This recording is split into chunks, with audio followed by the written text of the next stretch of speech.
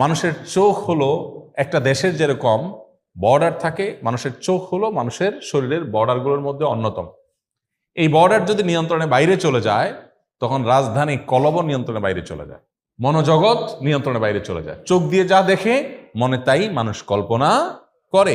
এজন্য রাজধানী তুল্য কল্প বা অন্তরকে কেউ যদি হেফাজত করতে চায়, তাহলে চোখ তুল্য বর্ডার, কান তুল্য বর্ডারকে তার হেফাজত আগে করতে হবে। এই জন্য শরীয়ত বাঁধ দিয়েছে।